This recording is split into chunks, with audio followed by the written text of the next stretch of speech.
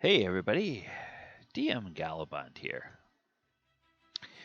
You know that feeling when you start off on a brand new adventure, a brand new campaign, a brand new trek into the wilderness? We had a little bit of that this week. Last week from the table. It's October 6th, 2020. I'm your host, DM Gallibond.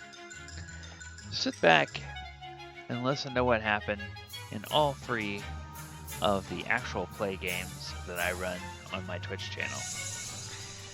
Coming up right now. Hey everybody, alright, so Sword Coast Chronicles. This is our Thursday night campaign where we are basically sending a love letter to the published 5e adventures. And the party is level 4 now. They were in Baldur's Gate for most of the session. They did leave Baldur's Gate in the caravan with the cult of the dragon heading north. They're wanting to try to find out where the treasure goes. Now, the session went pretty well. Truth be told, the person I had the most criticism for in the session was me. And that is because last week I just had a few nights in a row where I didn't sleep very well. I don't know what it was. But come Thursday night, I was operating on very little sleep, and we got to a point where the party had self-selected to split themselves up. And we went to a scene with two of the characters, and they started going into an RP scene, and I just lost all track of time. And I kept the camera focused on those two characters in that RP scene for probably an hour. Now that's bad on me. I'm not a theater person by trade, but D&D is a great kind of little improv around the table. And there's like the stage manager in me yelling at me going, "Hey, what's going on with the other characters? What's going on with the other characters? Stop this scene. Break what's going on. Go over and do that." But there was such a good flow going that I didn't want to break it. I think a couple of the other players were disappointed that they didn't get to be on stage as much. But I don't blame the players that were there because they were just giving, they were just taking what was being given to them. And I was not calling an end to the scene. So that was on me. It probably, from a viewer standpoint, it was probably fine because there were interesting things going on, and the characters finding out more about each other, and the characters finding a little bit more about this cult. That I mean, a few hints, but not anything earth-shattering.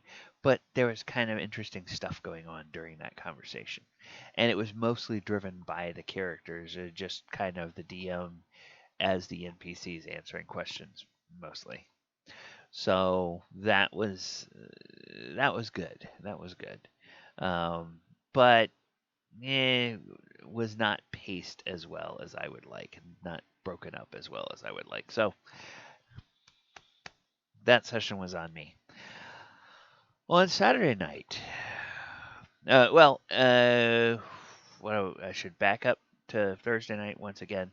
They are now on the road with that caravan. They are heading north. So tune in Thursday night, find out what happens because there's all sorts of stuff. They did meet an NPC right at the very end, a gnome named Gemna, who happens to be a member of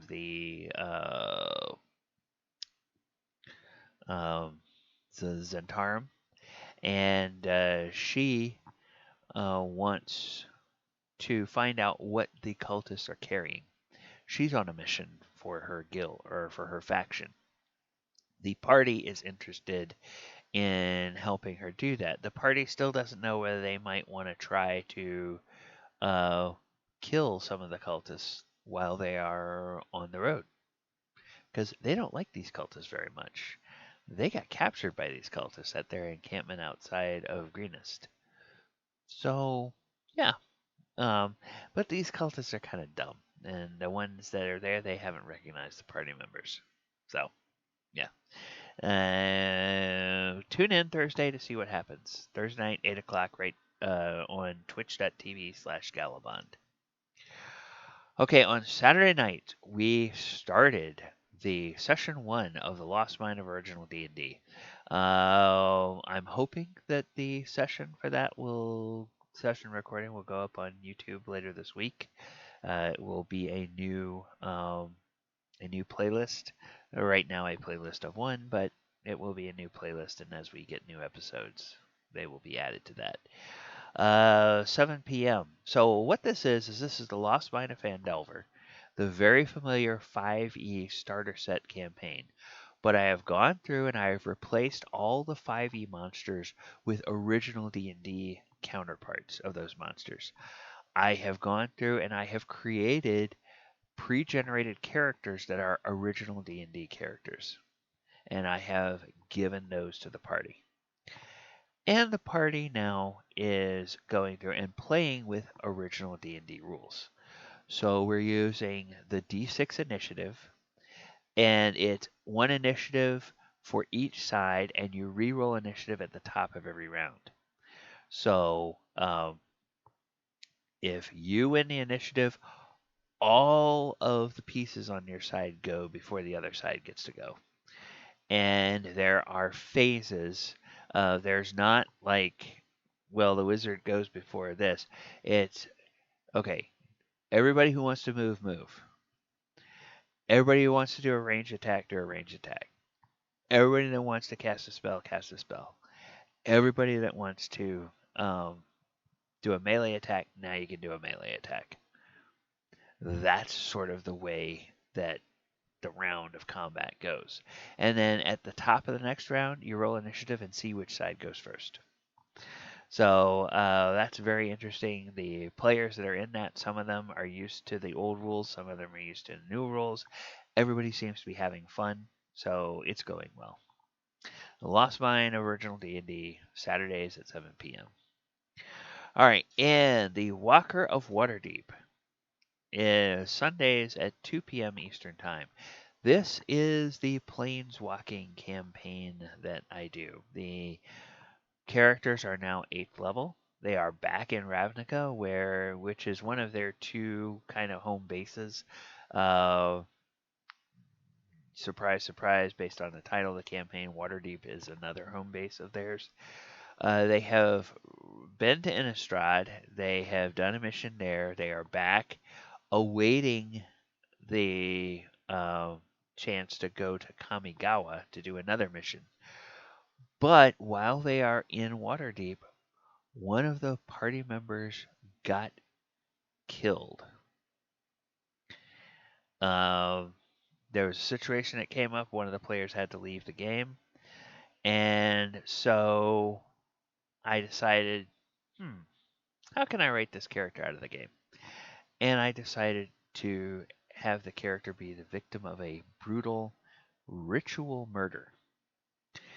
And it's a murder that, because of the method of the murder, the PCs are under suspicion. So the PCs are kind of confined to their diplomatic quarters at this point until they can bring up enough proof that they're not guilty that they'll be allowed out. Of course, some of them are sneaky, so they might decide they want to try to get out sneaky, and they may or may not have success at that. Yeah, we'll see. So I'm giving them some very interesting things. A lot of the session was discovering that their companion was missing, trying to figure out where their companion was, discovering, oh, he's been murdered, and there's an investigation going on. And they smooth talk, fast talk their way into being allowed to go into this crime scene where they found evidence that the investigators had missed. The fact that they knew where that evidence, or that they knew where the evidence was, it was a good perception check. They knew where that evidence was. That's one of the pieces that now puts them under suspicion. Um, the fact that the evidence is residue of a poison, and the poison is only known to come from two places. And guess what? Both of those places are the native planes of the party members, the Underdark and Toro. So, yeah. So the party is kind of implicated in this murder. After they went back to their quarters, they were later informed that they are now under suspicion and are on house arrest, essentially. So, and then at the very end of the session, we had a cliffhanger. One of the PCs woke up in the middle of the night because they felt a strange pulling at their skin. They woke up to find themselves paralyzed. They woke up to find some hideous undead thing looming over them, holding a crystal sphere in one hand and holding a wicked ritualized dagger in the other. And with that dagger, they were carving into the PC's flesh. But because the PC is paralyzed, they can't do anything about it, and they don't feel any pain from it. Maybe they were subject to the same poison that their dead companion was subject to.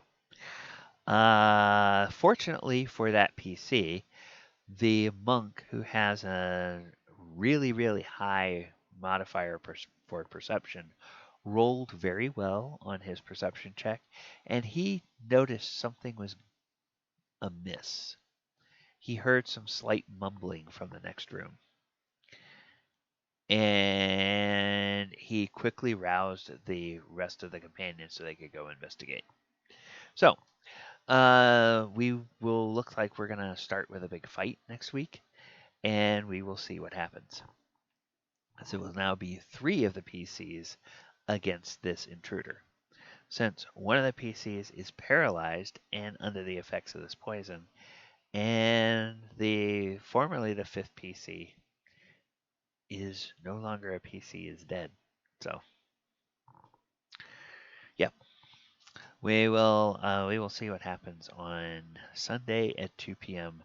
Come and join us. It ought to be a lot of fun. Now, as I said, all 3 of these actual play games are run on my Twitch channel, twitch.tv/Gallibond, and we would love it if you join us for that. All right, that's going to do it for Last Week from the Table for this week. Please, in the description, you'll find how you can follow me on social media. You'll find out about all the different places that I am.